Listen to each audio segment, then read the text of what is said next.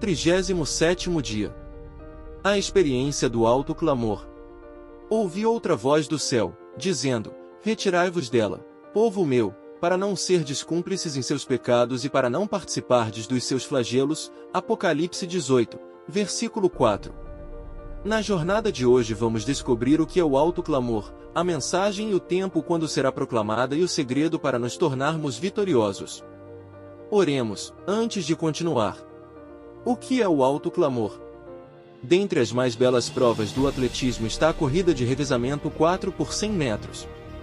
Essa é uma prova que requer extrema habilidade, esforço e prática. Cada um dos 4 atletas, de acordo com suas melhores características, percorre 100 metros, recebendo o bastão de seu antecessor e passando-o ao próximo. O atleta que possui maior velocidade e capacidade muscular fica sempre no último posto, pois é ele quem dá a arrancada final, buscando levar a equipe à vitória. No livro do Apocalipse encontramos a figura de 4 anjos que se sucedem na proclamação da última mensagem de advertência ao mundo. O primeiro anjo de Apocalipse 14 proclama a hora do julgamento divino. O segundo anuncia a queda espiritual de Babilônia. O terceiro adverte contra o evangelho forjado de Babilônia. Finalmente, o quarto anjo, de Apocalipse 18, ao unir-se à obra da mensagem do terceiro anjo, levará a pregação do Evangelho à sua conclusão. Isto ocorrerá quando essa mensagem tomar o volume de um alto clamor. Essa experiência do alto clamor tornará possível ao povo de Deus cruzar a linha de chegada em sua jornada espiritual. Será a última mensagem antes das cenas da retribuição divina, a qual marcará a linha de transição deste mundo para o reino de Cristo. Da resposta a essa mensagem dependerá a vitória final ou perdição eterna. Portanto, este assunto deve absorver toda a nossa atenção. O conteúdo da mensagem e o tempo da proclamação. O centro da mensagem do anjo de Apocalipse 18 é o último chamado para o povo de Deus que ainda se acha em Babilônia, antes do fechamento da porta da graça. Mas o que Babilônia representa? Babilônia significa confusão. No relato de Gênesis 11, temos sua origem com a construção da Torre de Babel. Nessa ocasião, os homens, em profunda corrupção e apostasia, se levantaram em oposição aberta contra Deus. E assim, por toda a Bíblia, Babilônia é sinônimo de um poder político-religioso que se contrapõe a Deus e a seu povo. Esse mesmo espírito de rebelião foi demonstrado primeiramente no céu, por Satanás, quando este se opôs abertamente à lei de Deus, um reflexo de seu caráter justo e bom. Na Idade Média, Babilônia mística voltou seu ataque contra o sábado, o sinal de lealdade a Deus. A observância do domingo é uma prática que se originou com Roma, e que ela alega como sinal de sua autoridade. É o espírito do papado, espírito de conformidade com os costumes mundanos, com a veneração das tradições humanas acima dos mandamentos de Deus, que está embebendo as igrejas protestantes e levando-as a fazer a mesma obra de exaltação do domingo, a qual antes delas fez o papado. O Grande Conflito, página 573. Pouco sabem os protestantes do que estão fazendo ao se proporem aceitar o auxílio de Roma na obra da exaltação do domingo. Enquanto se aplicam à realização de seu propósito, Roma está visando a restabelecer o seu poder, para recuperar a supremacia perdida. O mundo protestante saberá quais são realmente os propósitos de Roma, apenas quando for demasiado tarde para escapar da cilada. O Grande Conflito, página 581. Como podemos perceber, Babilônia tem oferecido seu cálice de abominações e imundícias, e muitos têm aceitado e se embriagado com suas doutrinas apóstatas. Babilônia é também representada por uma prostituta vestida de escarlate, simbolizando a depravação moral e religiosa apresentada pelo mundo hoje. É-nos dito que, ao se afunilar a história da Terra, o professar religião se tornará um manto para ocultar a mais vil iniquidade. A crença nas manifestações espiritualistas abre a porta aos espíritos enganadores e doutrinas de demônios, e assim a influência dos anjos maus será sentida nas igrejas. Babilônia encheu a medida de sua culpa, e a destruição está a ponto de cair sobre ela. O Grande Conflito, página 604. Neste tempo que se chama hoje, temos que acordar de nossa letargia espiritual. Nós que conhecemos e amamos a verdade precisamos ser a voz profética de Deus. É o momento para aqueles a quem Ele concedeu a luz da verdade vivenciarem a experiência do alto clamor.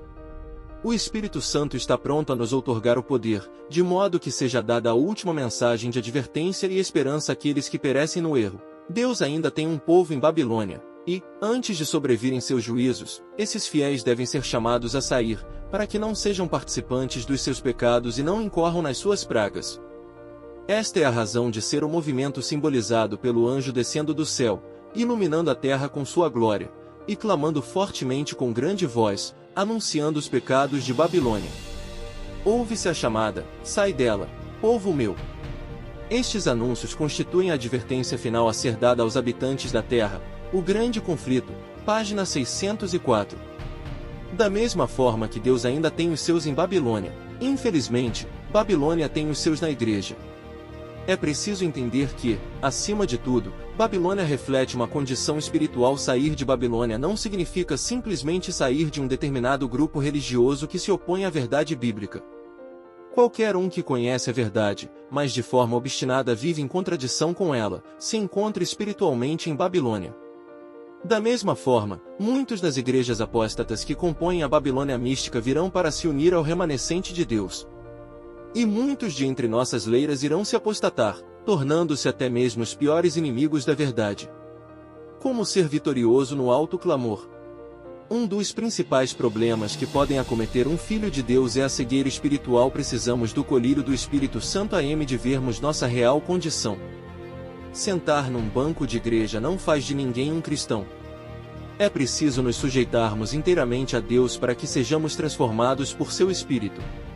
A mensagem do terceiro anjo está se avolumando num alto clamor, e não deveis sentir-vos na liberdade de negligenciar o dever presente, e ainda entreter a ideia de que em algum tempo futuro sereis recipientes de grande bênção, quando, sem nenhum esforço de vossa parte tiver lugar maravilhoso reavivamento.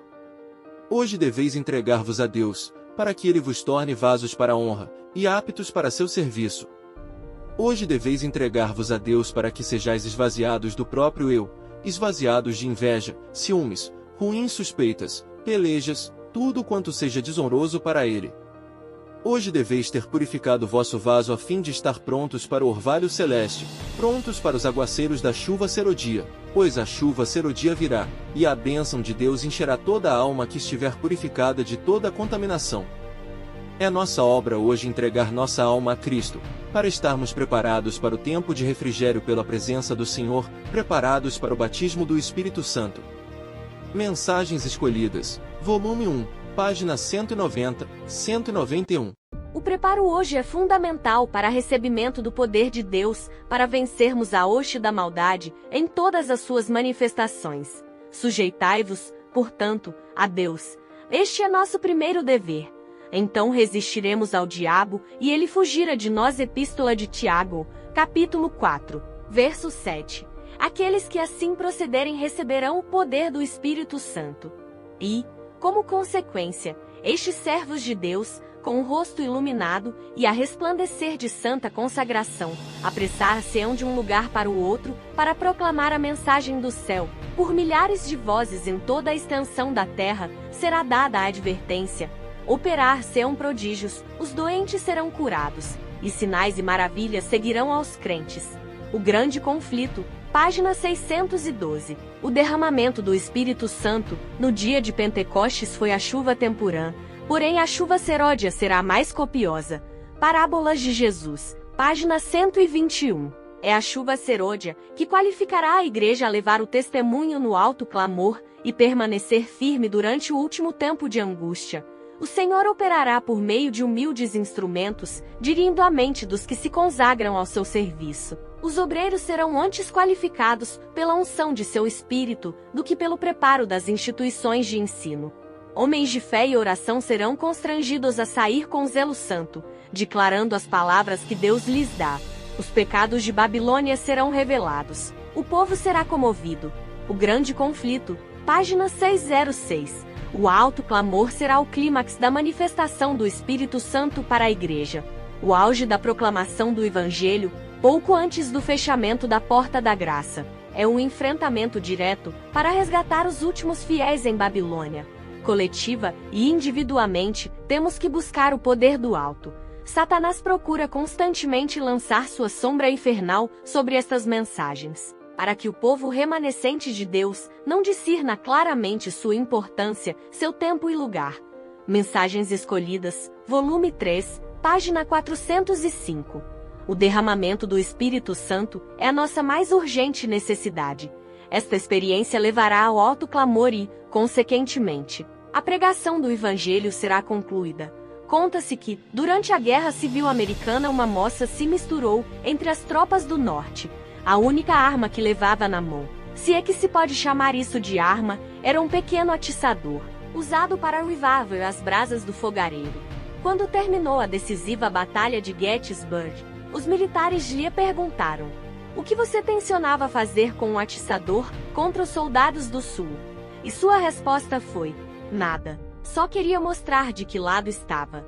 Nos últimos eventos da história deste mundo, só haverá dois grupos de pessoas. De que lado você estará?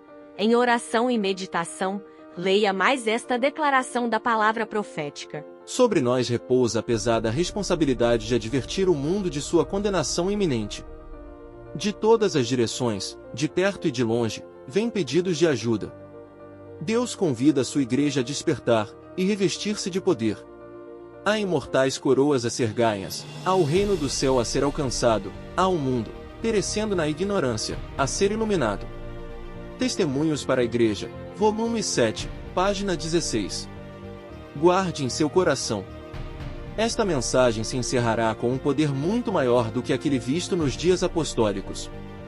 Servos de Deus, dotados de poder do alto, com o rosto iluminado e resplandecendo com santa consagração, saíram para proclamar a mensagem provinda do céu. Primeiros Escritos, página 278, 279. Muitos estavam louvando a Deus. Os enfermos eram curados, e outros milagres eram realizados.